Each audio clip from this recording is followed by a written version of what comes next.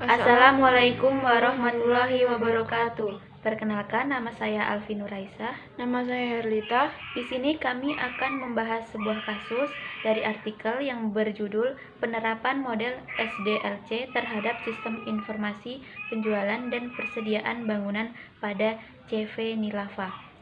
Berikut pembahasannya.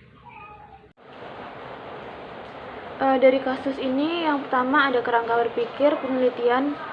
Yang pertama yaitu ada analisis kebutuhan, ada perencanaan, ada desain, ada pengembangan sistem, testing, dan penerapan sistem atau deployment.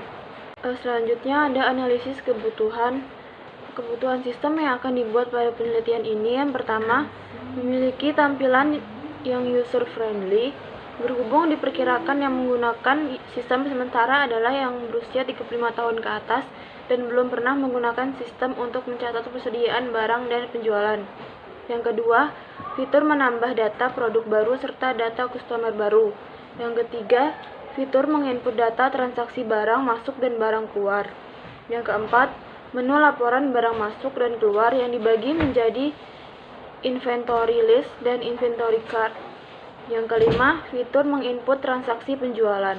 Yang keenam, ada fitur melihat laporan penjualan customer tertentu maupun per tanggal tertentu. Yang ketujuh, ada fitur mengedit maupun menghapus transaksi. Yang kedelapan, fitur print untuk setiap laporan. Selanjutnya ada perencanaan. Pada penelitian ini, peneliti mengikuti tahap-tahap pada software Development Life Cycle atau SDLC. SDLC adalah suatu siklus perancangan sistem serta model dan metodologi yang digunakan untuk mengembangkan suatu sistem agar dapat menghasilkan output sistem yang berkualitas tinggi yang sesuai ekspektasi user. Selanjutnya ada desain. Tahap desain memberi gambaran umum mengenai apa saja yang dilakukan sistem dalam membentuk model visual, yang juga merupakan lanjutan dari tahap analisis berorientasi objek, dan sebelum memasuki tahap pembuatan kode program. Berikut ini desain dari sistem yang peneliti usulkan yang akan digambarkan menggunakan Unified Modeling Language atau UML. Yang pertama ada use case. Diagram use case membantu dalam pemodelan sistem dari perspektif pengguna akhir atau end user dan mengkomunikasikan perilaku sistem yang terlihat secara eksternal dan dalam bentuk sederhana. Berikut adalah diagram use case-nya. Yang kedua ada activity diagram. Activity diagram menggambarkan aliran kontrol dari titik awal ke titik akhir yang berfokus pada kondisi aliran dan urutan kejadian, dan menunjukkan berbagai jalur keputusan yang ada saat aktivitas sedang dijalankan. Diagram ini terutama digunakan untuk menggambarkan aspek dinamis dari suatu sistem. Berikut adalah activity diagram pada sistem yang peneliti rancang. Yang pertama ada activity diagram login. Yang kedua ada activity diagram mengelola akun. Dan yang ketiga ada activity diagram menambah kategori. Yang keempat ada activity diagram menambah lokasi. Dan yang kelima ada activity diagram menambah data pemasok. Pengembangan sistem. A. Analisa sistem yang berjalan. Perusahaan pemborong atau kontraktor umum sangat erat hubungannya dengan bahan bangunan, jadi harus dipasok dengan perkiraan waktu yang tepat. Terutama apabila sedang banyak proyek, namun bisnis proses pada CV. Nilava saat ini masih dilakukan secara manual, mulai dari pencatatan transaksi, pembuatan laporan, tidak menghitungkan kapan barang harus disuplai, bahkan terkadang persediaan barang pada perusahaan dan supplier juga habis di hari tersebut, dan juga CV. B. Analisa sistem yang diusulkan. Setelah melihat dan menganalisa sistem yang sedang berjalan pada CV, Nilava maka peneliti menyerahkan sebuah sistem informasi berbasis web.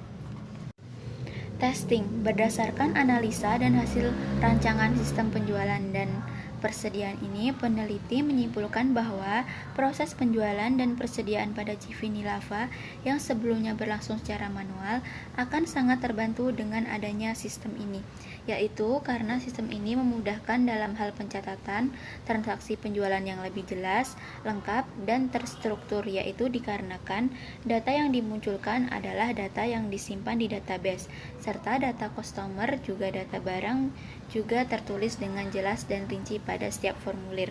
Dengan adanya sistem ini juga dapat mengurangi kemungkinan terjadinya kesalahan maupun kelalaian, terutama yang diakibatkan oleh human error seperti salah tulis, salah hitung, bon hilang, dan sejenisnya, serta setiap formulir yang sudah dibuat juga dapat ditinjau kembali.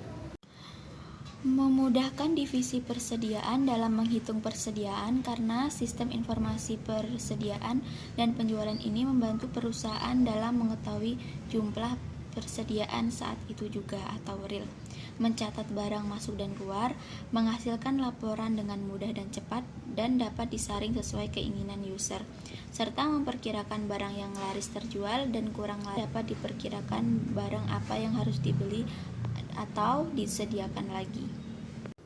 Penerapan sistem. 1. Interface login.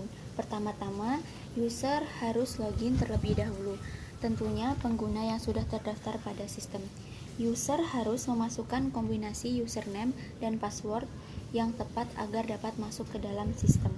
2. Interface halaman user admin.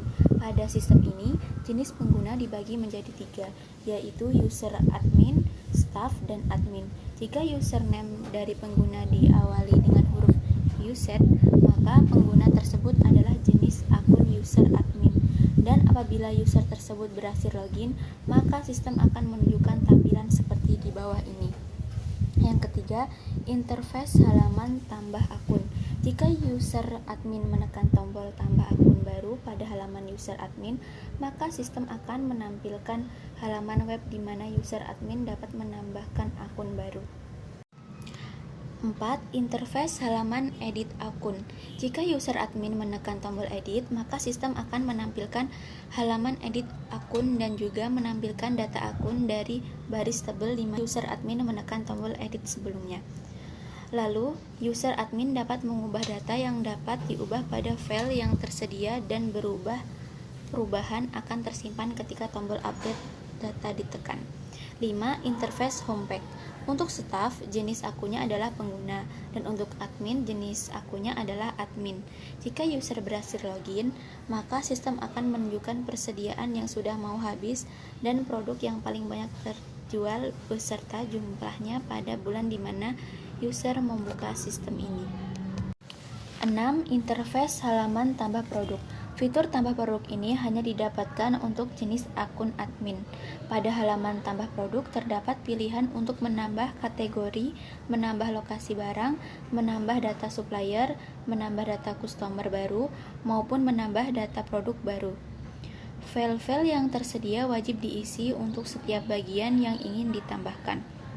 7. Pada tab data produk, user dapat melihat daftar semua barang secara rinci, mulai dari kategori, kode barang, satuan nama barang tersebut, kode dan nama suppliernya, harga modal, harga jual, dan lokasi dari masing-masing barang.